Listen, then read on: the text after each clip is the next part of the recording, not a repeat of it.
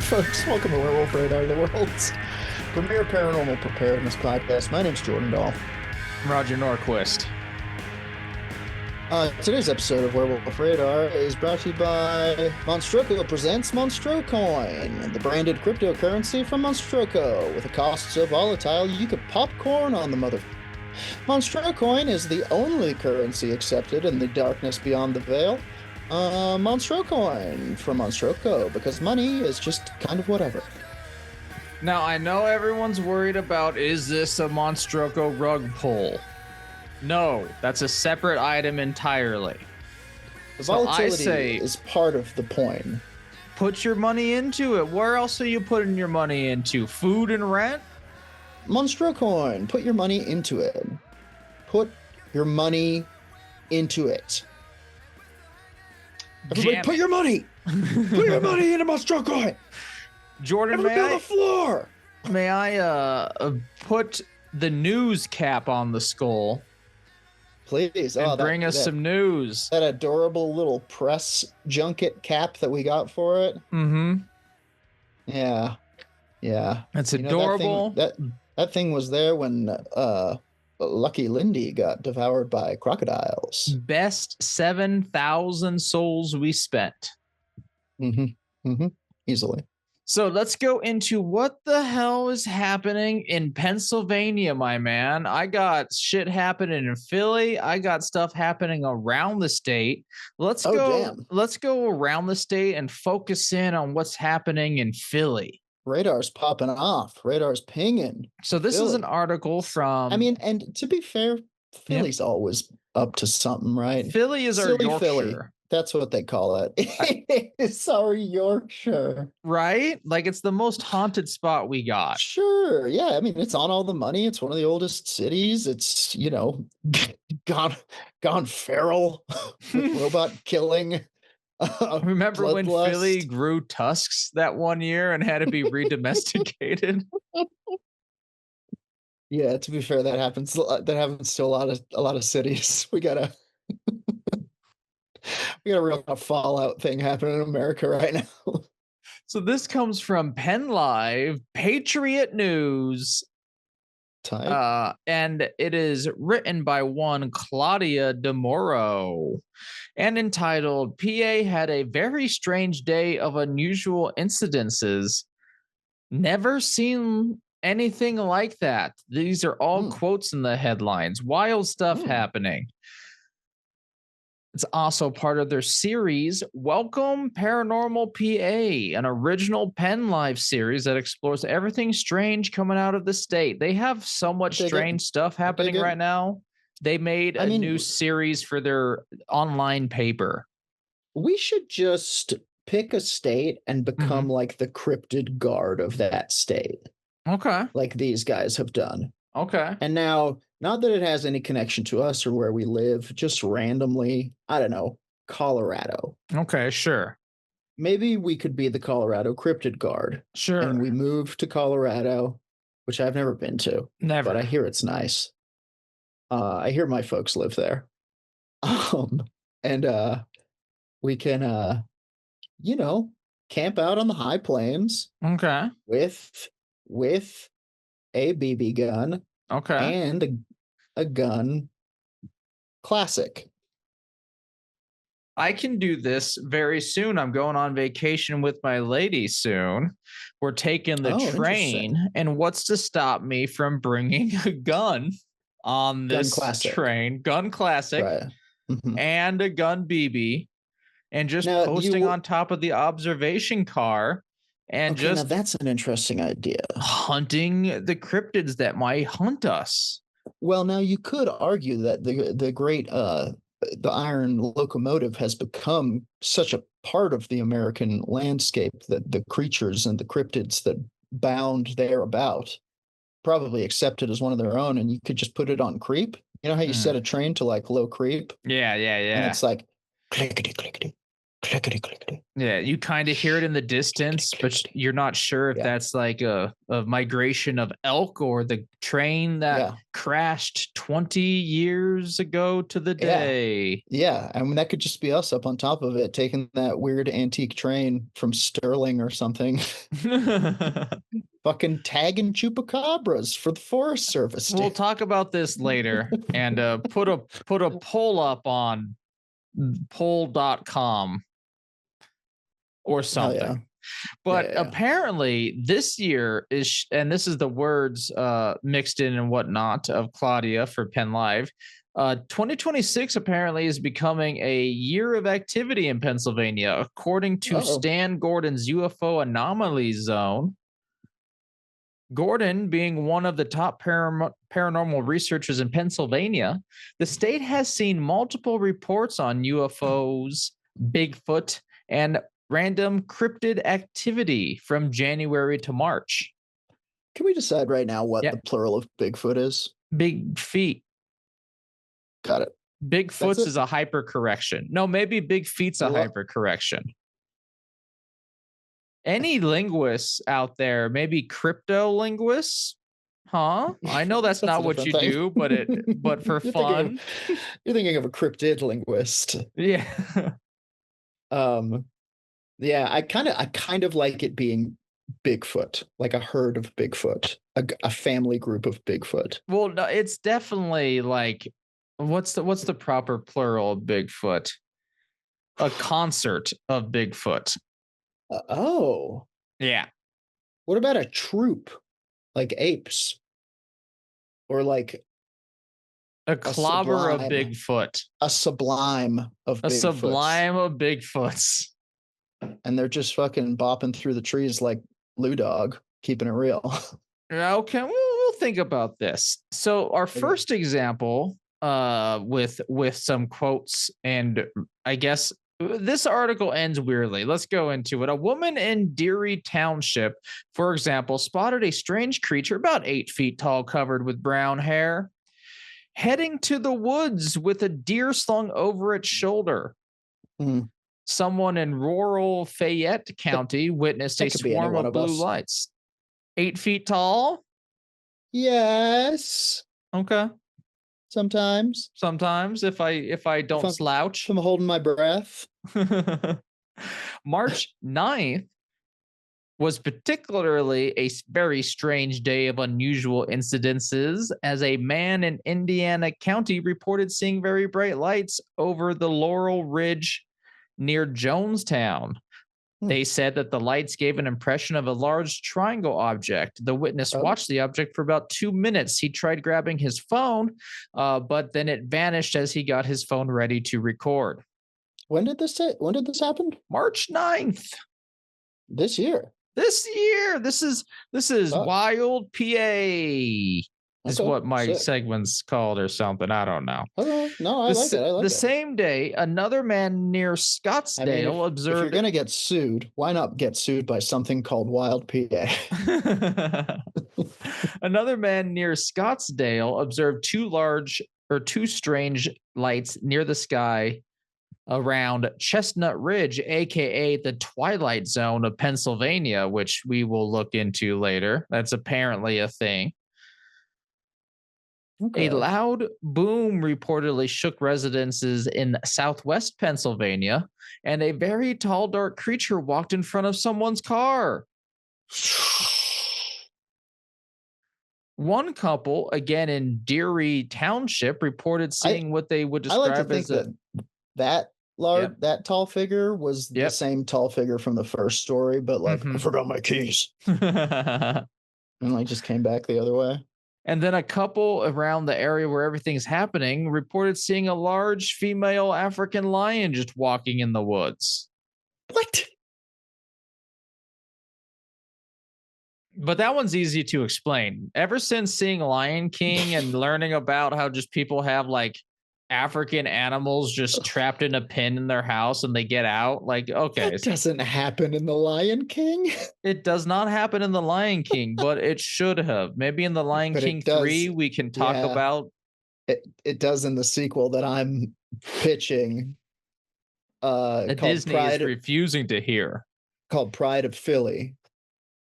And then the that's pretty good. And then the article ends with, are any of these reports true? I don't know, man. I assumed to me. I assumed you were telling me all these were stuff that you corroborated. I mean, I do support this type of crowdfunding of strangeness. Sure. And I would love it. Just this is, as ever, an opportunity. Please reach out to us with your topics and stories. We would love to share them with the world and sell them to Monstroco for profit. But one more now, real quickly. This is the thing, is like you got to let everybody post. Is the thing. If you're going to crowdsource weirdness, everybody gets to share, and so you're going to get some. Got you. Turds in the pickle jar. Even if those turds are shiny, Oh, they're pickled. They're delicious. Better than just regular old mouse turds. Remember in King of the Hill when Cotton's talking about collecting mice feces when he was in like a Viet Cong POW camp, and so he could eat it? Called it jungle rice. Or Japanese camp, because that's right. I remember because he wanted to go to Japan to spit on the emperor. Oh, yes, yeah. That's the only reason I remember he was a World War II vet versus a non-vet. Yeah, you were right. He killed 50 men. 50 men, German and Jap. You remember the one where he says it's not a good word to say. That's not. Do not quote Roger. Do not quote me there. We might edit that out. Anyway, I think it probably never happened. Wait. Remember, this is my last King of the Hill member. But where there's a picture of him holding a canteen, and Bobby's like, "What's that in your hand, Grandpa?" And he goes, "Head of a Nazi." and then he goes, "Wait, no, it's a canteen." I love that. Anyway, carry on. So let's center into my favorite place in Pennsylvania. I've been there about 3 times. Waterworld. And what's Six Ben Flags. Franklin doing there? The M&M store. So we're going to Philly because it seems they're having a one of them full floating apparition event of Ben Franklin all over the place. Holy shit. Big Ben, Benny F. Once again, this is from slanging it once again, dragging it around old Philly town. Yes. Damn. Once again, from Claudia DeMoro. Dirty Dick Ben. Their words: Ben Franklin, founding father, a madman who liked to fly kites during thunderstorms, lover of France, women, and beer. I would like to point out it's not using the Oxford comma, so he's a fan of France, women, and beer. Hang up on it. Hang up on the internet. And the mug we see every time we toss down $100 bill. Jesus, Claudia, what's it like being rich? Every time we're doing blow off of a diamond countertop. So Franklin was 84 when he died on April 17, 1790, and his legacy has continued for hundreds of years since. So too supposedly has his spirit, and not in the metaphorical sense in this context. So a cleaning lady, supposedly, and this is from 2008. However, cleaning ladies at this same hotel, which is where are we here? The American Philosophical Society. Check it out. They got a ghost. So since 2008, Ben Franklin has been harassing the cleaning ladies. Almost every morning, people will see a man dressed in 17th century clothing wandering through the library, whispering to himself. Oh. He'll move books even climbing ladders to reach them. Other Why times, doesn't Philadelphia have a good hentai section? Why did I have to be born in 1770 something or other? other times he paced back and Oh, forth. much earlier Or than do you that. think he's stuck with the porn books of his time? He doesn't get the library's I saw more a newer woodcut porn. in the Far East in my travels with a woman, how shall I say, certainly not married to an octopus, but they were familiar, it seemed. And I don't know, it just awakened dark part of me. So other times he'll pace back and forth or leaning over his table to study. Things were generally copacetic. Yes. Is that a word? Absolute cannons on this one. Yes. Between Ben Copacetic, I think, is the word. copacetic. Sure, It's a man. good one. However words work and sound. Words are what we want them to be. That's all it comes from. Indeed. Things were generally copacetic. Throwing out a third pronunciation. Yeah. Between your nose is Ben bleeding. between Ben and the cleaning lady. Then Sure. one day, and this is a the history of it. So in 1984, basically Ben Franklin's been harassing cleaning ladies here at this place. Dude. Earliest recorded history that I can find, according to Claudia, is 1884, where Ben Franklin pushes a cleaning lady out of the way of where he was going. So, like in the What a Ghostbusters, like they see the dick. librarian and she comes at him. This is Ben Franklin, but instead of screaming, he just mutters to Out of my himself. way, wench. Yeah. Yeah. Pushes you and then goes about his way complaining about, I don't know, the wig party. He seems the sort, doesn't he? Doesn't he seem like he would, if you saw Ben Franklin today, it would be like him arguing with someone in Denny's about what constitutes like a bacon explosion or something. Three He'd be like, my strips of eggs bacon. are, I said over medium. These are over hard. 3 strips of bacon hardly constitutes an explosion as well. Come now, Pshaw. I've seen bigger explosions in the Boston Harbor. Did Sorry, the what were we Redcoats win the war, or are we in America? I thought we were in America. So apparently in the 1984 assault, harassment, Ben Franklin's torrid history of ghostly harassing of maids, the woman was upset. The ghost did not stop to apologize, and she chased after him.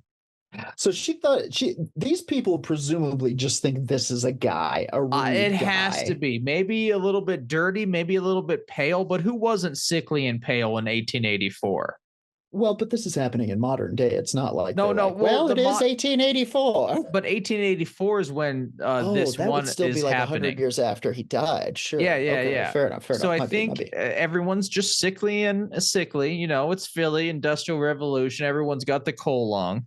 She catches up to him and lectures the ghost on how a gentleman should behave. Did he say, I know very well how a gentleman should behave, and then shock her with lightning powers that he got from the kite thing?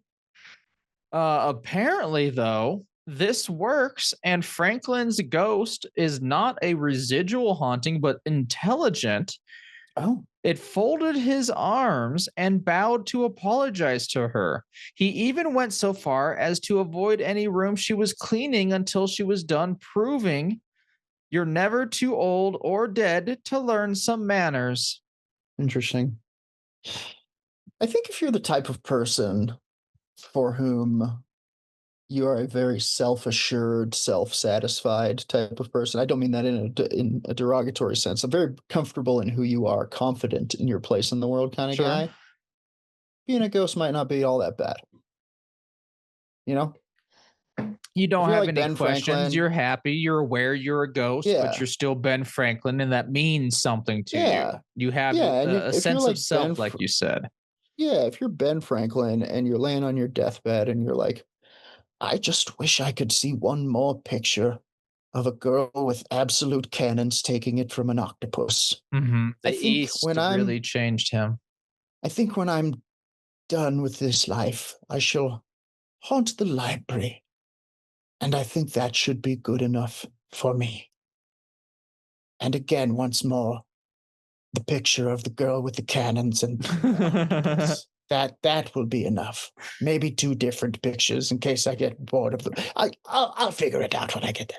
So Franklin's ghost, and what do you think about this? Is this the same ghost? Is this a residual haunting of Ben Franklin versus the more intelligent one we just went through? His ghost is also seen outside of the same building, hurrying to an appointment, Oh, and in the same area, dancing a jig. I want to see the dancing one. Apparently, his ghost has been seen dancing his way through the halls and down the street. Once again, this is the historic or the American Philosophical Society building. Damn. I mean, The library hall. If they have other buildings or a campus, it's the library hall.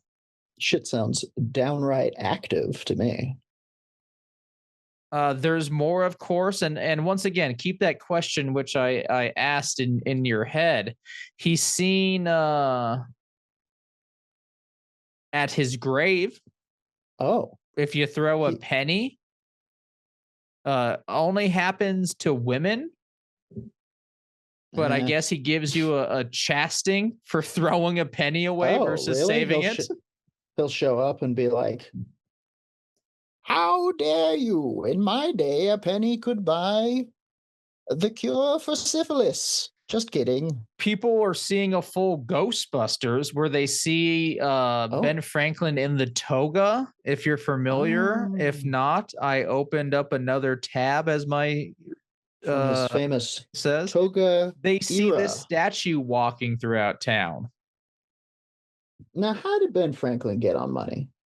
How did he get on money? He wasn't the president. I mean, look at this dude. He's got a statue. No, but On he the was ship? responsible for securing funding for the Revolutionary War. He was a statesman. I get it. I think But that's why. why didn't they make him president? Was it not a thing at the time? I think he didn't want to be because he was just like he was and this might not be so inaccurate, but I'm throwing it out. Let's make a claim.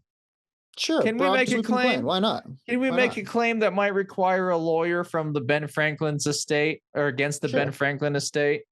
Sure. Or we'll get millennial Ben Franklin, his distant ancestor. I'm pretty sure Ben Franklin was the Epstein of his time. Whoa. He was a financier, you know, like he didn't want to be president. He just wanted to fuck bitches in France, dude. of who knows what age. I hope it's been recorded that he liked them of age, but I'm not going to go into his sex records. Yeah. Which I'm sure are recorded. Roger.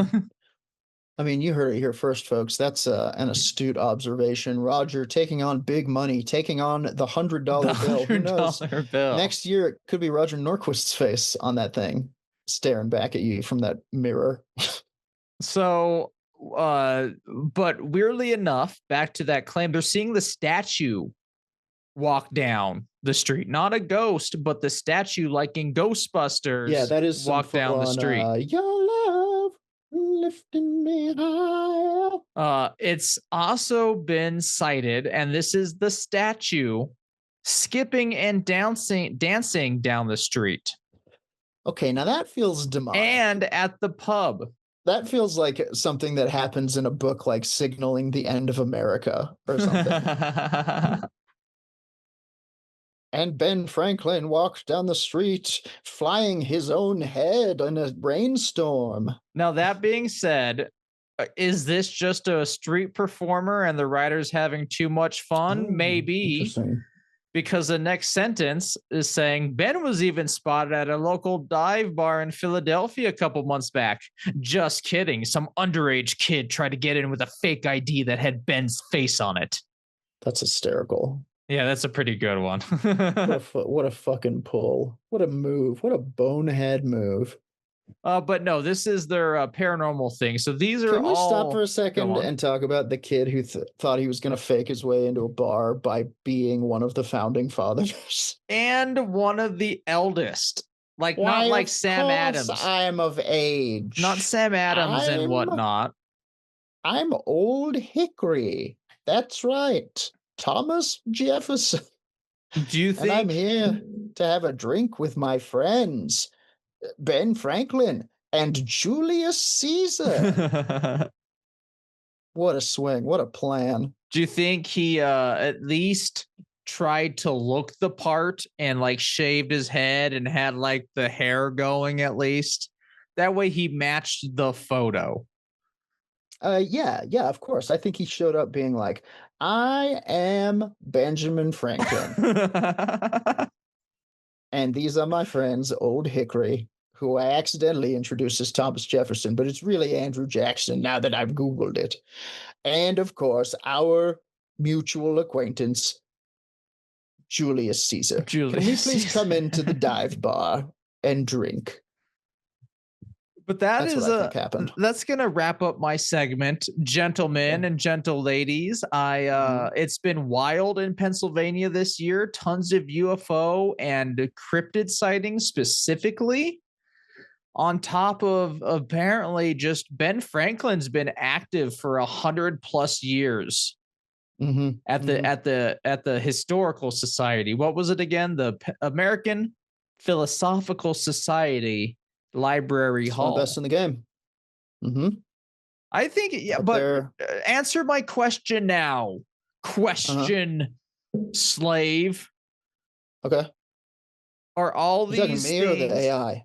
Are all these things the same ghost, or is it possible to have your intelligent Ben and then a residual Ben? Like, I think what's going on here?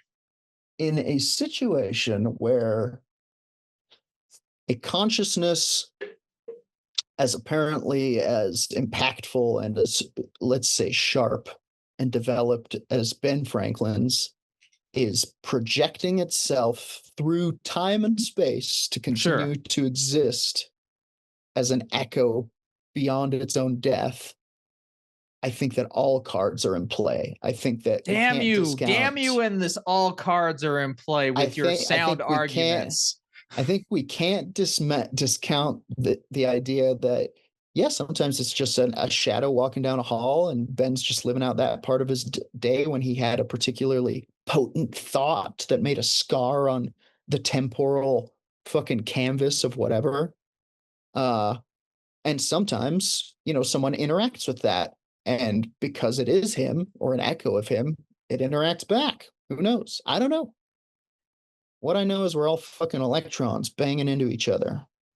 Sooner or later, I'm going to get you to make a bold claim, and we are going to build a cult out of it. I mean, the thing is, that's a pretty bold claim, saying that we don't really know, because everybody wants to know.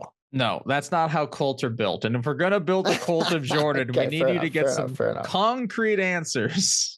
I feel like speaking like this is the way to, like, I keep it esoteric, I keep it flimsy, and then like I'll have a spin doctor, like my very own, like Karl Rove or something. Okay.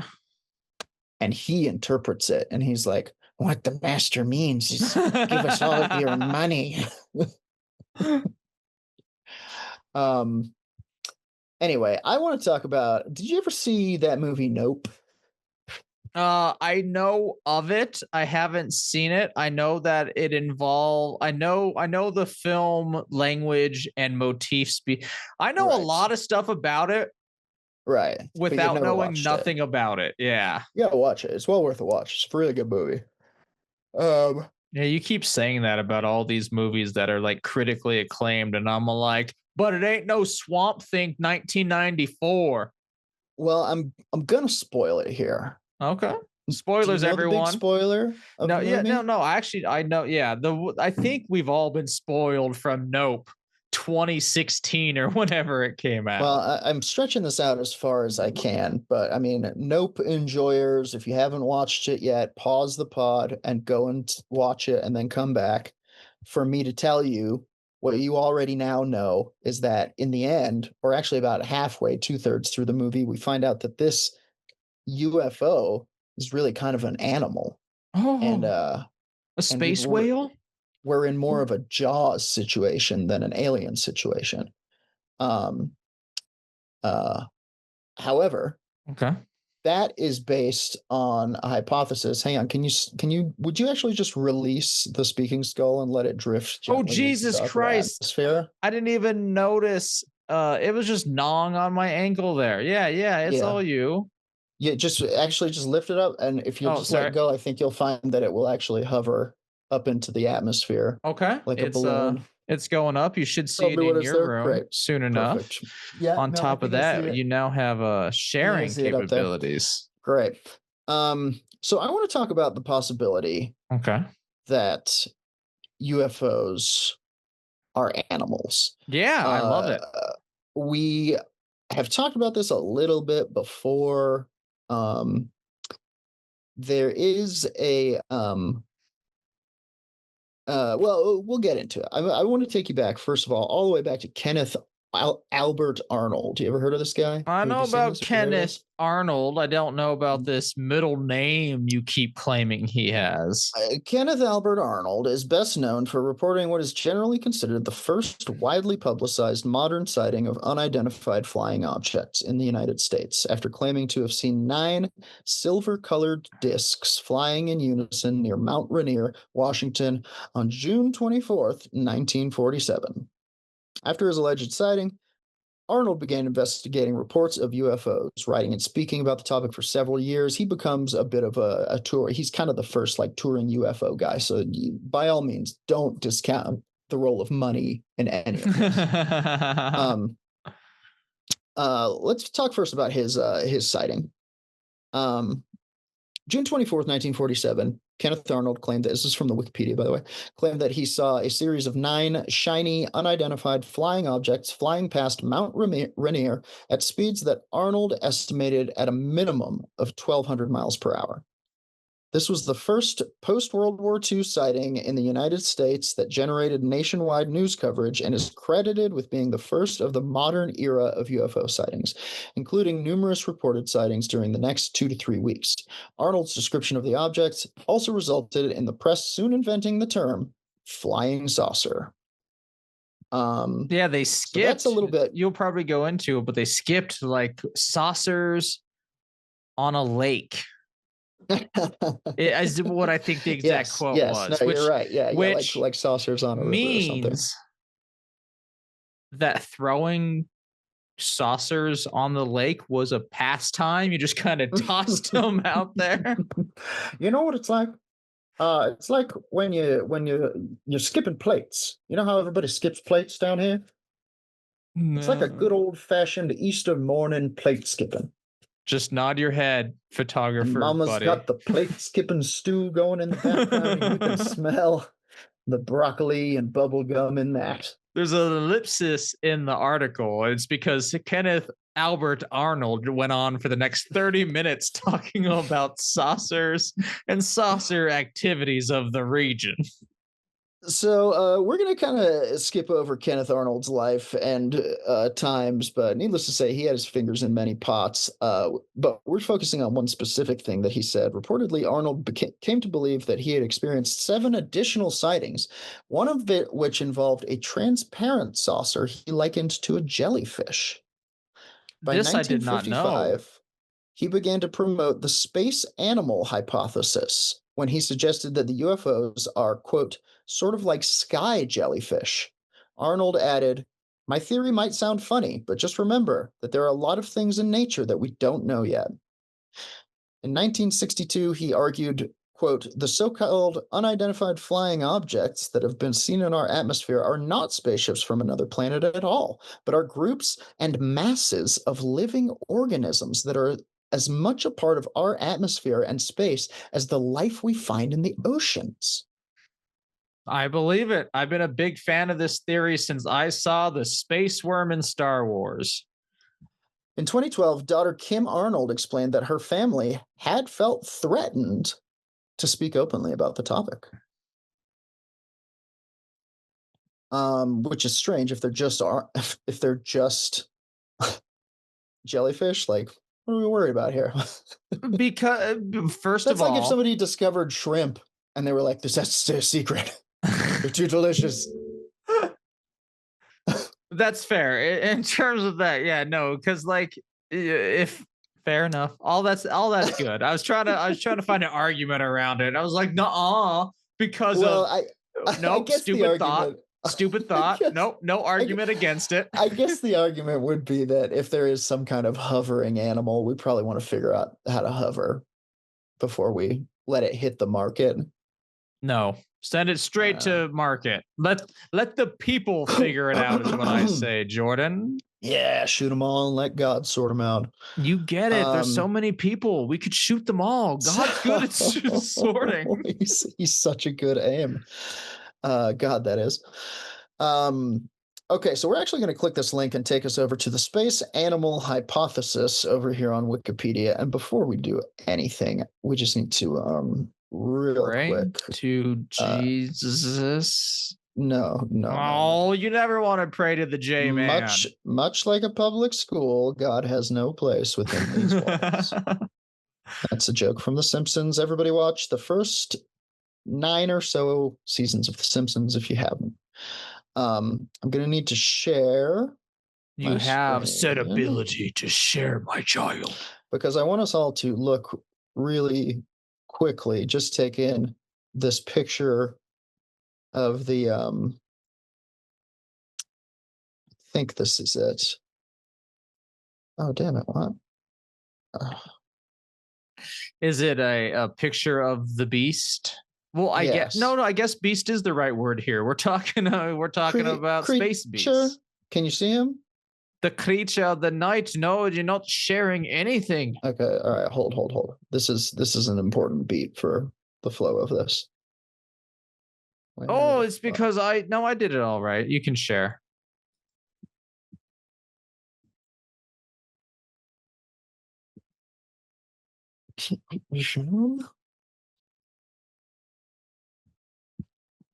Damn asset all to hell. You can also send me a link. Yeah, I think honestly, if you just want to go to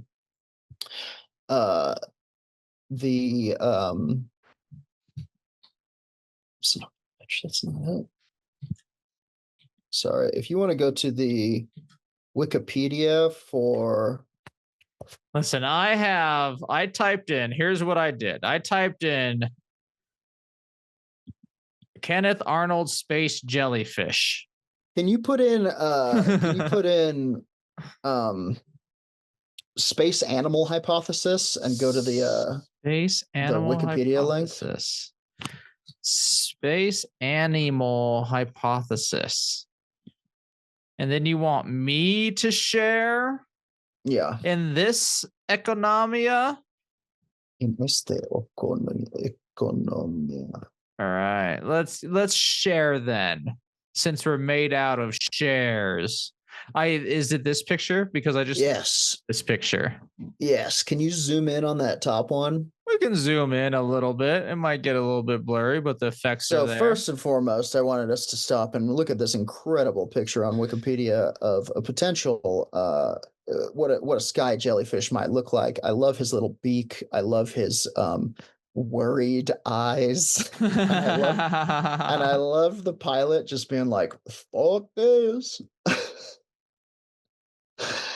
So this is what you will find if you go to the gracing the top of the space animal hypothesis page on Wikipedia. Space animal hypothesis, of course, proposes that reports of flying saucers or UFOs might be caused not by technological alien spacecraft or mass hysteria, but rather by animal life forms, quote, space critters that are indigenous to Earth's atmosphere or interplanetary space. Some proponents of this theory include Charles Fort. Maybe you've heard of him. Anyone? I can answer why I've heard of him. He is the man who came up with the term Fortnite. Yes, that's right. And also 14, which is what they call paranormal stuff in the UK a lot. Yeah, 14 Times is a wonderful That was a magazine good you one. might That was be a heater. interested in. In 1923, paranormal author Charles Fort mused, quote, "It seems no more incredible than up in the seemingly unoccupied sky there should be hosts of living things than that the seeming blank of the ocean should swarm with life." During the 1947 flying disc craze, a fan of Fort's writings named John Philip Besser The flying disc craze. became the from coast to coast. Kids were Yeah. doing the flying disc. Became the first modern proponent of the hypothesis when he authored a letter to the Air Force suggesting that the discs might be, quote, animals bearing very little likeness to human beings. In 1949, he wrote to the Sunday Evening Post to suggest that the discs might be more like octopuses in mentality than humans. In 1954, a saucer group's newsletter credited Besser with the space animal idea, and in 1978, he was called the granddaddy of the space critter hypothesis. The granddaddy. It's a good hypothesis. I believe in this more than so many other things. It makes so much sense. Something someday. You're the granddaddy of my heart. The granddaddy of yo-yo slayings.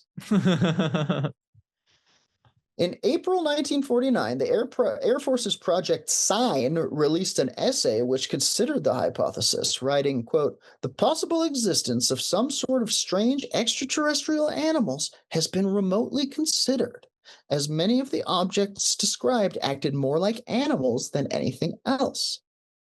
In January 1951, Fate magazine published the opinion of David W. Chase, who argued that the saucers are beings themselves. In 1952, papers speculated that flying saucers were, quote, not carriers for the inhabitants of other planets, but rather that flying saucers are, quote, living creatures from another planet. In 1953, Walter Carrig speculated. Who's Walter Carrig? Walter Carrick's the coolest dude you never heard of. Prolific he writer, turns on the World War II jukebox and he fucks bitches. That's actually in here. There's a portion of that on his Wikipedia. Walter Carrick speculated in American Weekly that the objects behaved more like puppies than spaceships. That year, Desmond Leslie's book Flying Saucers Have Landed speculated that a UFO reported over Oloron and Galilac, France, might have been, quote, a huge living thing. Wild. In 1954, French engineer René Fouet published his theory that the disk beings were able to live in space. In October 1954, Alfred Ledding was publicly quoted on his suspicion that the disks, quote, may be a kind of space animal. Man. So then Kenneth Arnold gets famous for saying his jellyfish situation. In 1955, Austrian occultist Zoe Vasilko-Serecki argued that saucers were ionospheric animals. She became the most eminent advocate of the theory. And then Trevor James Constable, who's an early UFO writer, argued that UFOs were actually amoeba-like animals inhabiting the sky. I see both more than possible on that. Like, it's so... According to Constable, the creatures could be the size of a coin or as large as a half-mile across. Constable authored They Live in the Sky, 1958, and other books about his theory. In later decades, Constable invoked these beings to explain supposed cattle mutilations. In 2020, former CIA Director John Brennan suggested UFOs might, quote, constitute a different form of life. Life on this planet. Now, what does that mean? It means What are life on this what are the planet. forms of life that we know of? Fungi. Mm.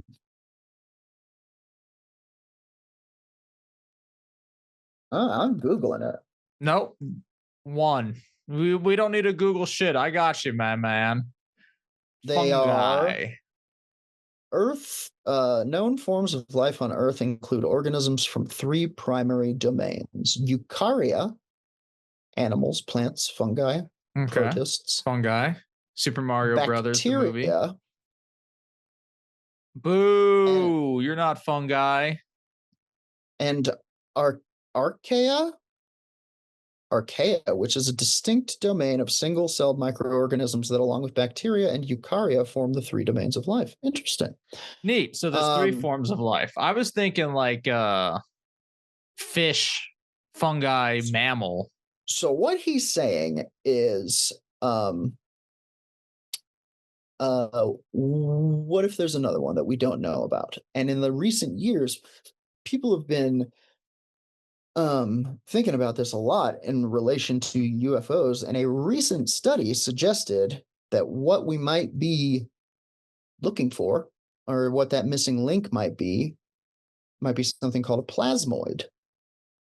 People are talking about plasmoids. People are interested in plasmoids from coast to coast. The kids are doing the dance called the plasmoid. So it is a thing. It's real. It's an actual thing. There is a Wikipedia page for plasmoid. Here it is. A plasmoid is a coherent structure of plasma and magnetic fields. Plasmoids have been proposed to explain natural phenomena such as ball lightning, magnetic bubbles in the magnetosphere, and objects in cometary tails in the solar wind, solar atmosphere, and in the heliospheric current sheet. I don't know what that is either. No idea. Plasmoids produced in the laboratory include the compact toroids,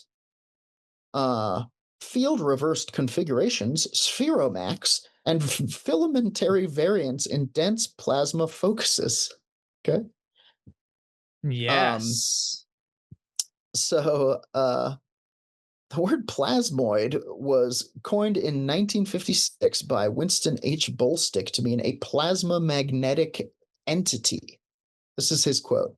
The plasma is emitted not as an amorphous blob, but in the form of a torus, which is like a donut kind of surface revolution. It's a physics thing, I'm told. We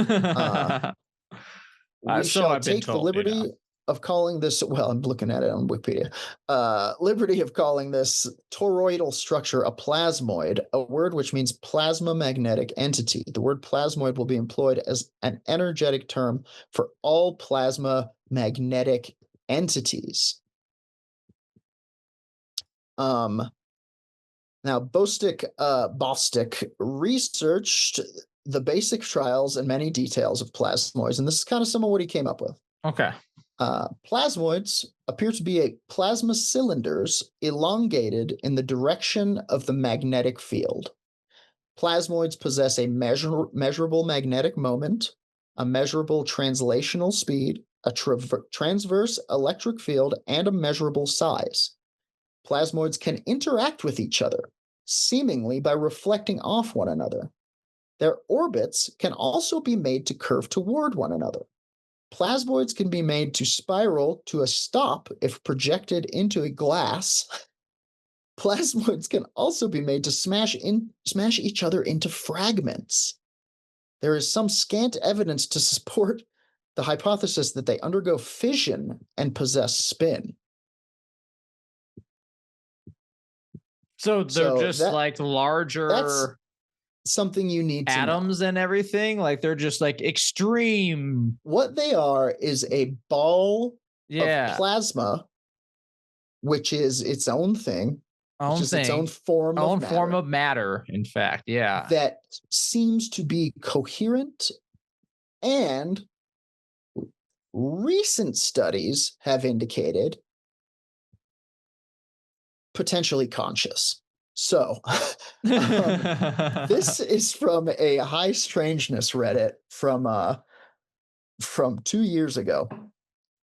from a deleted account. I didn't find any links to the recent research that is quoted here. But actually, that's not true. I did find some pretty dense scholarly articles on plasmoids and the unexpected ways in which they sometimes behave. But whatever. What I'm saying is take this with a grain of salt. This person did their research. Don't come at me, or do. I won't care. I'll come at you, buddy. Don't Exploring worry. plasmoids, a hypothesis connecting UAPs, consciousness, and paranormal phenomena. We ready? Everybody Okay. hydrated? We ready for this one? I'm going to read this whole motherfucker to you. I'll skip the parts that I deem skippable. Recent research on biffed it. Recent research on plasmoids, self-contained plasma structures that exhibit electromagnetic properties, raises fascinating possibilities. Some researchers are suggesting that plasmoids might be sentient or at least capable of behavior that we would associate with intelligence. This has sparked hypotheses that plasmoids could offer explanations for various unexplained phenomena, including UAPs, consciousness, and even paranormal encounters. In this post, I will summarize. This is great. This is very what I did on my summer vacation. Some of the latest findings and explore how these ideas might connect to the paranormal world, including astral projection, ghosts, and UAPs. Number one, what are plasmoids? We already talked about this a little bit, but this person goes into it in a little more detail. Also, if you wrote this, it's great. I like it. I wish you didn't delete your account. Reach out to us, unless you've been taken by the plasmoids for knowing the truth. Plasmoids are dynamic, self-organizing formations that held together by their own electromagnetic fields. Plasma is a state of matter where electrons are stripped from atoms, making it highly conductive. Plasmoids can be observed in nature, think ball lightning, or like the auroras. They're claiming is plasma. Are animal more animal than beautiful? And in laboratory settings, some researchers propose that plasmoids might exhibit behaviors akin to sentience, such as reacting to their environment and moving in unexpected ways. 2. Plasmoids and UAPs. One of the most intriguing aspects of UAP, unidentified aerial phenomena, sightings is their seemingly impossible movements, instantaneous acceleration, shape-shifting, and transmedium travel. Many reports describe UAPs as glowing orbs or lights, characteristics that align with plasmoid behavior. Electromagnetic nature. If UAPs are plasmoid in nature, their ability to evade radar, manipulate electronic devices, and appear/disappear instantly could be explained by their electromagnetic properties. Sentience. If we stretch this idea further, UAPs could be more than just plasma-based objects. They might be manifestations of a kind of consciousness, interacting with the physical world in ways we don't fully yet understand. Number 3, the consciousness plasmoid hypothesis. Are plasmoids disembodied consciousnesses?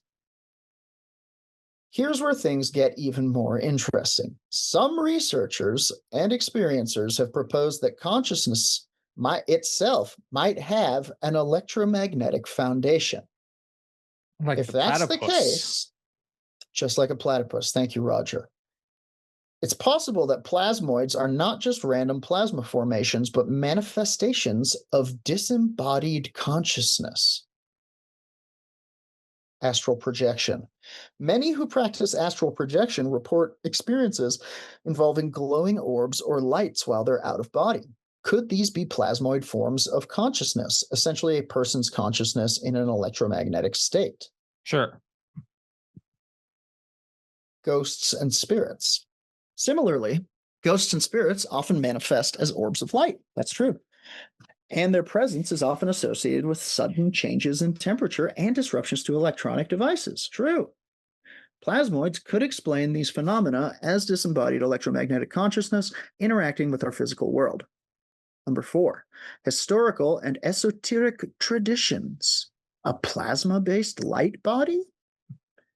Many spiritual traditions describe a, quote, light body or astral body that exists alongside the body. What if this light body is actually a plasmoid manifestation?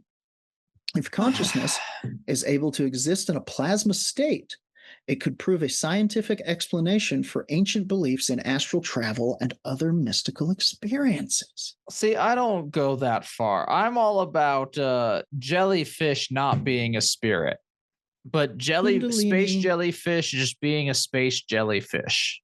Kundalini, energy, and plasma. Some esoteric traditions speak of life energy, example, prana, chi, kundalini, moving through the body. If this energy has electromagnetic properties, it might be able to create or manipulate plasmoid structures. Schumann resonance and the Earth's EM field. Astral projectors often report being drawn to or repelled by power lines or other EM sources. If consciousness is tied to electromagnetism, then perhaps plasmoids are manifestations of consciousness that interact with the world's electromagnetic field. Wow. Number 6, paranormal activity, poltergeists, and electromagnetic fields. Reports of poltergeist activity often involve interference with electronics and the sudden appearance of cold spots. These phenomena could be explained by plasmoids or electromagnetic consciousnesses draining energy from their surroundings. As they draw power from electrical devices or ambient thermal energy, their presence manifests more strongly in the physical world. Conclusion.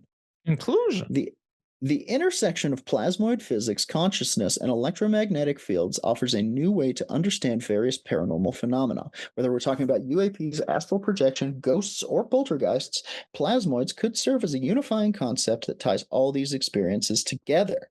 By viewing consciousness as an electromagnetic phenomenon, we might be able to explain some of the most enduring mysteries in both science and spirituality.